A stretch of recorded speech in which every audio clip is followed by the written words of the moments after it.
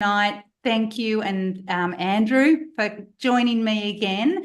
Just a bit of background, Andrew, you're a qualified business coach, also a qualified organisational and executive coach. Both of us did our psych degrees together here in Australia, in Brisbane, Queensland, in the early 2000s. And, we've kept in contact now. What is it, over 20 years we've kept in contact. Has to be, yeah. We love leadership. And I remember when I had built my new office, I said, we should do like a leadership lounge. And you went, I want to do that. So the purpose of this was really just to get together once a fortnight. We have special guests come and join us.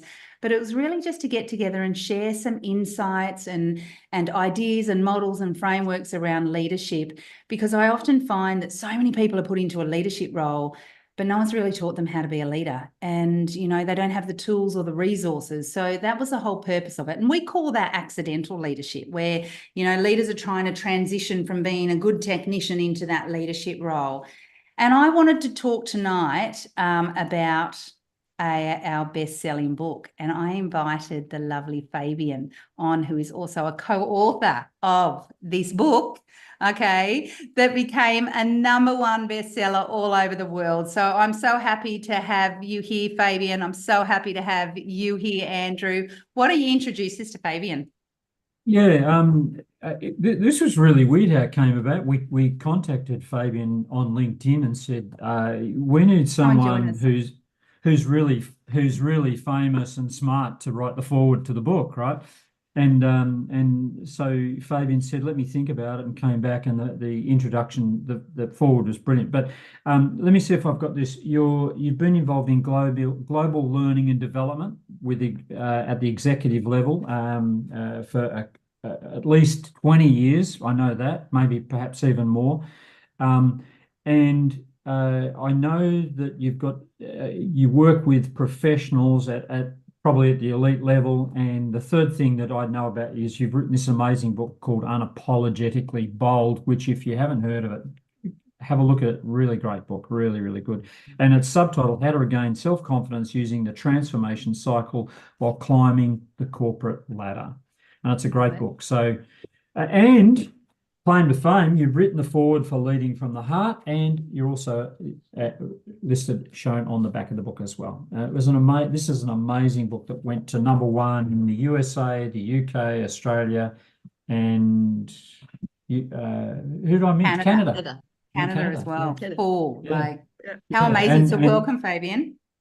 Yeah. Well, thank you. Thank you for having me. I'm really excited I love talking about leadership because as you said, my experience has been to work a lot with more technical people, which often are being put in the situation where, they climb that corporate ladder, or they have transfer skills that goes into a management position or leadership position, and they find themselves sitting there not really knowing what to do and just using whatever they believe is leadership, so working with them and inspiring them to be more open and having more empathy and building self-confidence, because this is really where everything comes from for me. Is I believe that self-confidence is the most important part, and building self-confidence is one of the pillars to become one of the best, leader, I believe, to be able to give what people need. So thank you for having me. I really appreciate being here. I love what you said, is I start leading with whatever I believe leadership is. And that's really, really super wide open, right? In the context of leading from the heart, though, Kylie, you said at the start, the journey people usually start on, and Fabian, you've talked about this as well. They start from a position of, usually, I've role modeled on someone or something, and that may not necessarily be, as I'm discovering, the appropriate role model for today. And it may not even be legal what they're doing, ethical anymore, because leadership has really, really super changed, right? And we've talked about accidental leaders who do exactly that. They just role model on how did Frank do it? How did Suzanne do it? Whatever it was, How do you then turn that around? We're taking it up a notch by saying not only be a good leader, but lead from the heart. That's where we're going. What do you think, Kylie? Well, I remember for me, I was currently writing a book on leading with kindness. And I actually did a pause right on it because I thought to myself, do people really want to lead with kindness? Is that really, like, to me, whenever I've researched leaders, kindness has never been the quality that's come out. It's empathetic, it's visionary, it's, accountable, it's transparent, it's trusted, it's honest, it's all of those real, tangible qualities that people have. And I actually doubted myself, right? So then when I got asked to be a part of this book, and we were talking about, and Andrew, you were talking about with me, you said, can you write, do you know a lot about leading from the heart? And I said, I absolutely know a lot about leading from the heart. I said, but I've got this book, I'm writing this current book at the moment. And I went, you know what? I think this is a really good test to see whether or not this actually is important to leaders, to see whether or not people really did want to lead from the heart, lead with kindness. And this book went to absolutely #1 in all of those 4 different countries. So it really reinforced to me that either leaders do absolutely want to lead from the heart, for one, they want to do it. They might not know how to do it because no one's ever shown them. Yeah, leading with kindness. So that's kind of a summary of my current book, right? They don't know how to do it, or they actually want to learn more about it. So to me, it was just this absolute no-brainer that people want this sort of stuff. And when I'm talking about leading with kindness or leading from the heart, I'm not talking about being a pushover.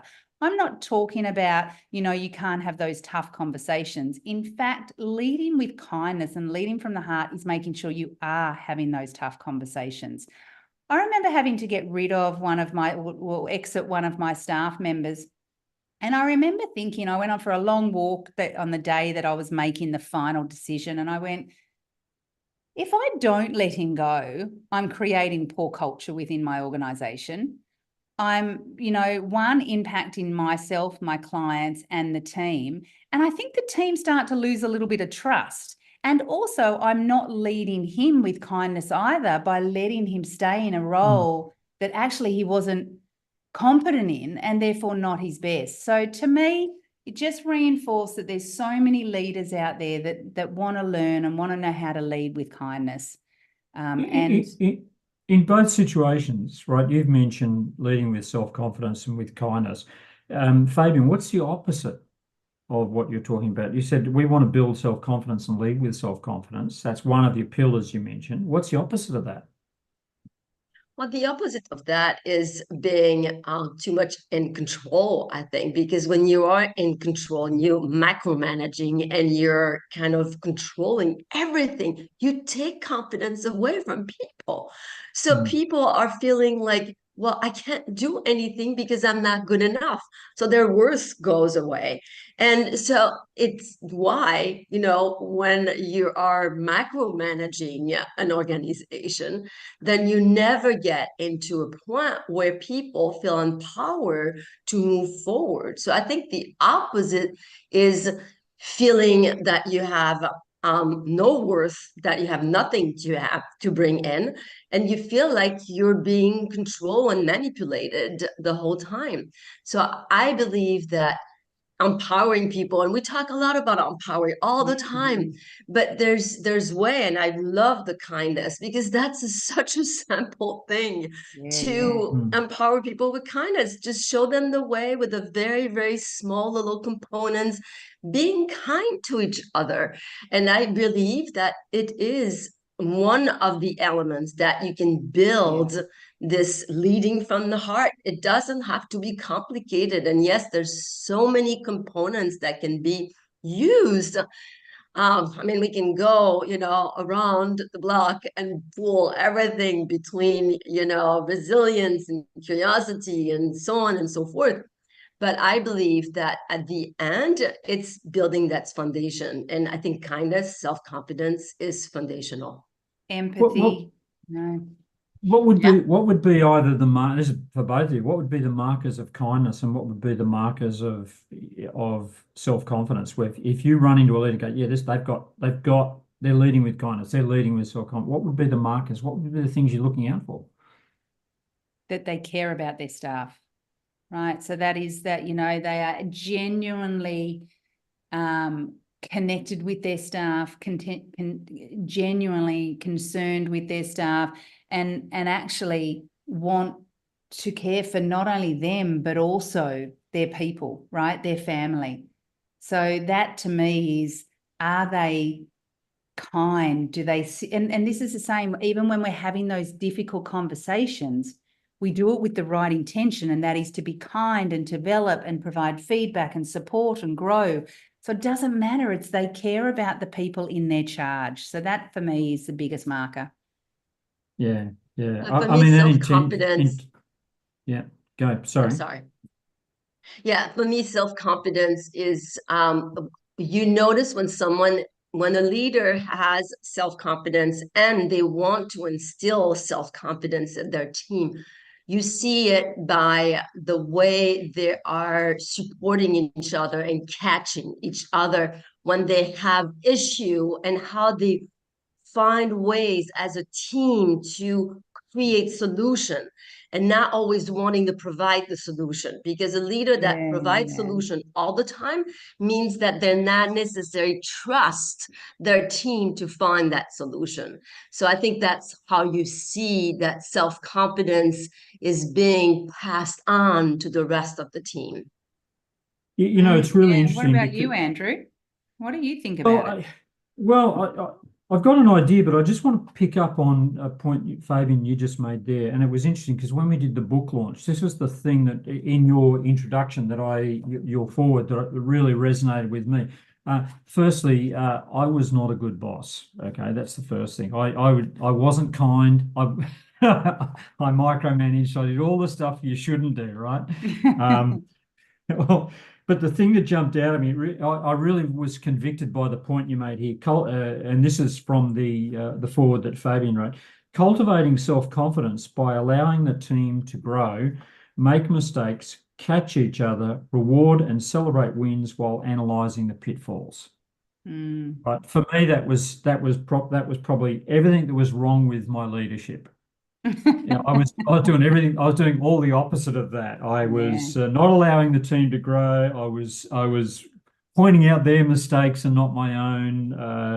I wasn't catching them or myself. I wasn't rewarding or celebrating wins. I was doing all the opposite, right? And that really caught up with me, right? And it battered my confidence as a leader. And it certainly wasn't kind, Kylie.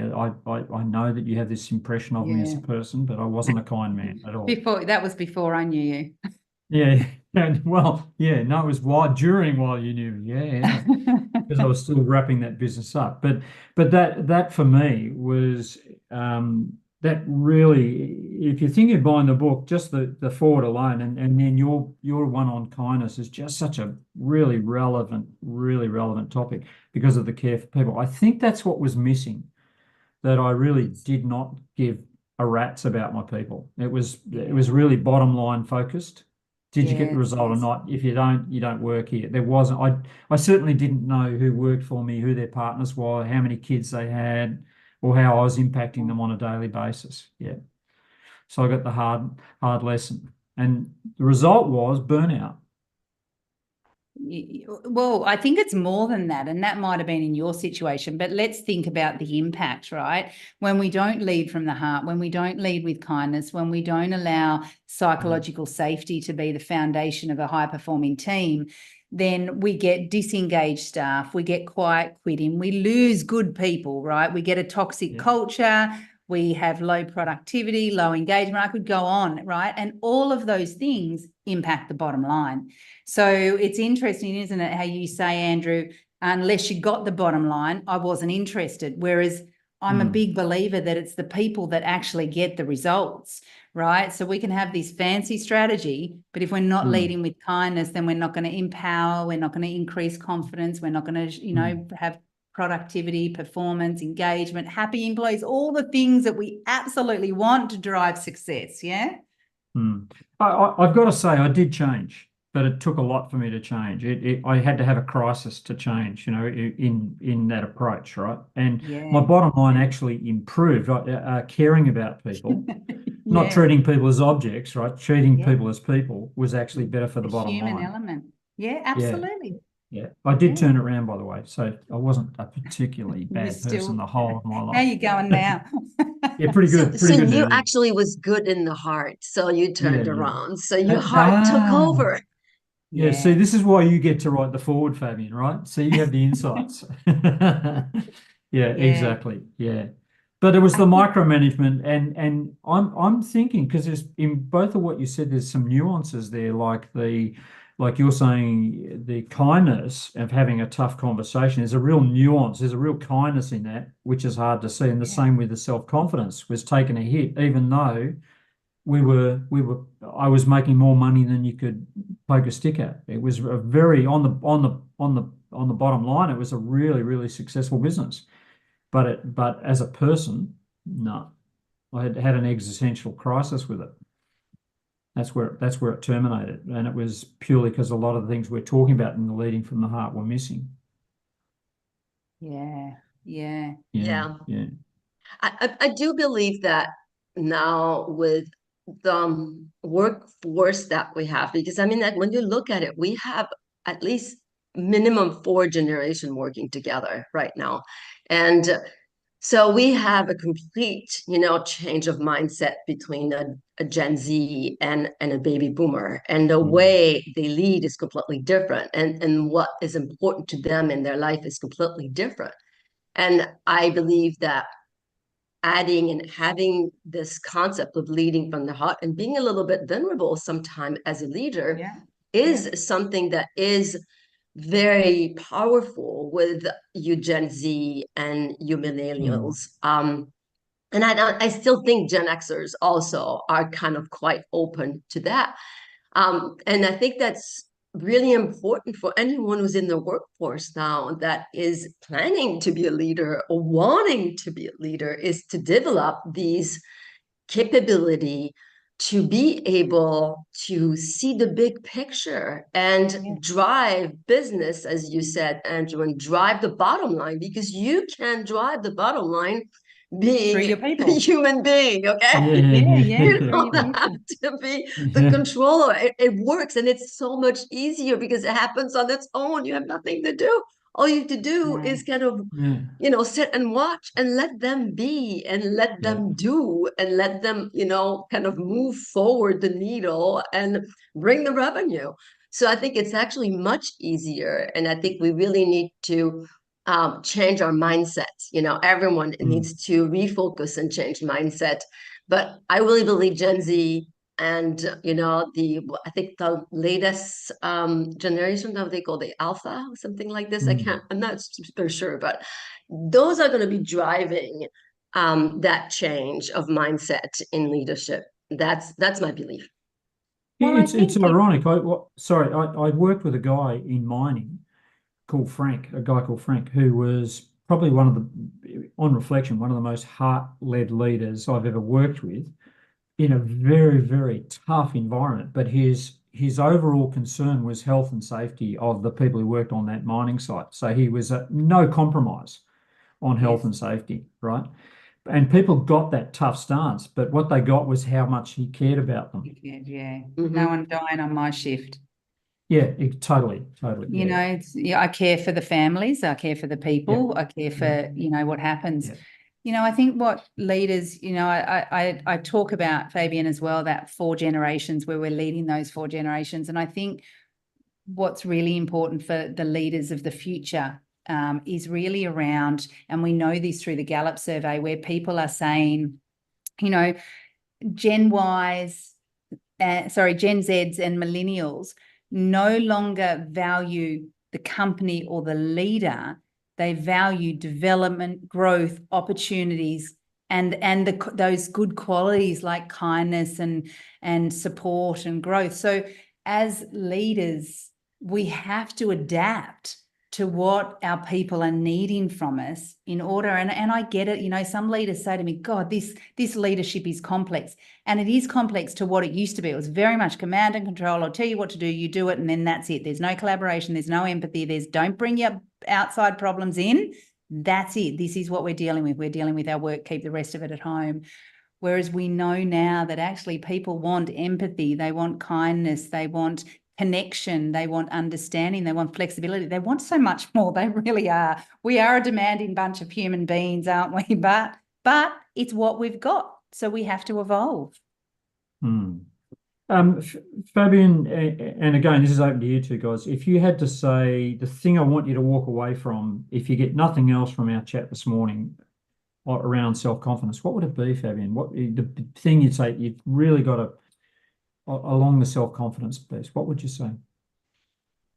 I think it goes back to mindset, is find or discover how to make a switch in your mindset. And I think that's what it is. I think at the end, we can talk about all the details that needs to happen. But the first thing that needs to happen is that mindset change. Like you had your mindset change and you turn around. And that cannot happen without that. So think about how you can change your mindset to be more confident and not be scared about offering more. What about you, Kylie, on kindness?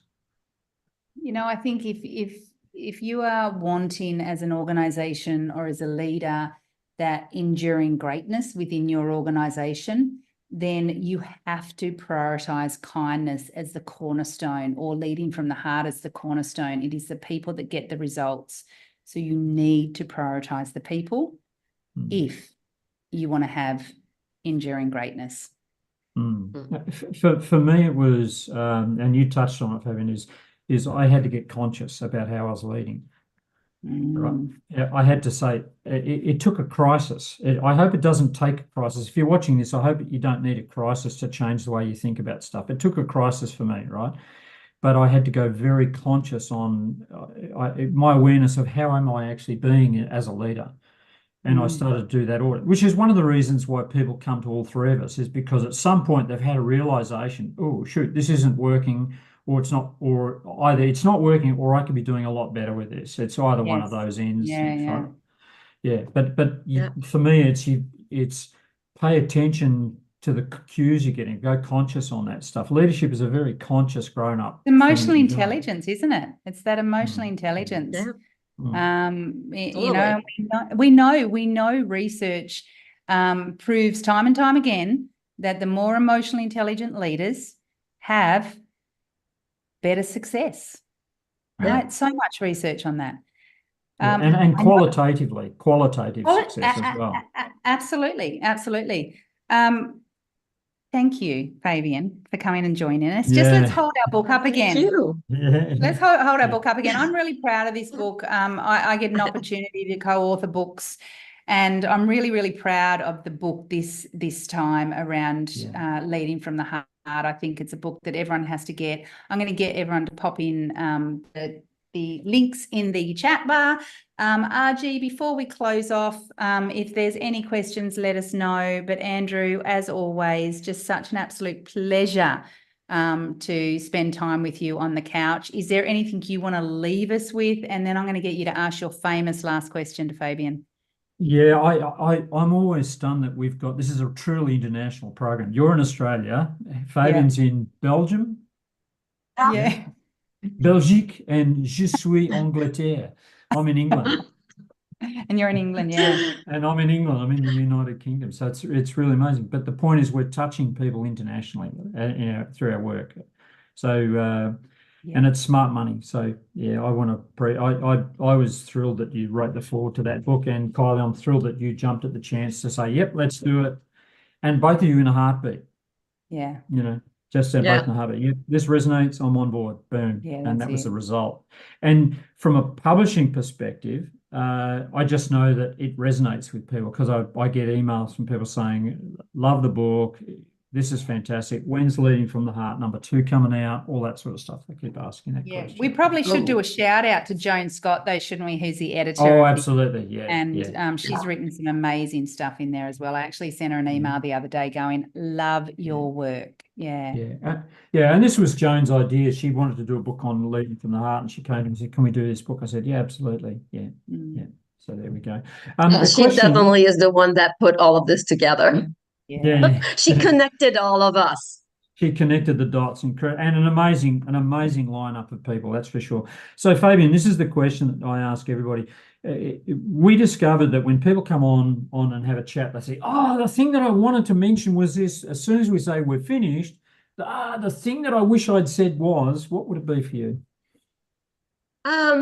Probably bring in and talk about AI and how AI is going to work with all of the attitudes that are required into the workforce coming up. I think there's so much anxiety around AI, and people are kind of scared of what's happening. And I believe it's actually good, because finally we are going to be able to be human. Yay!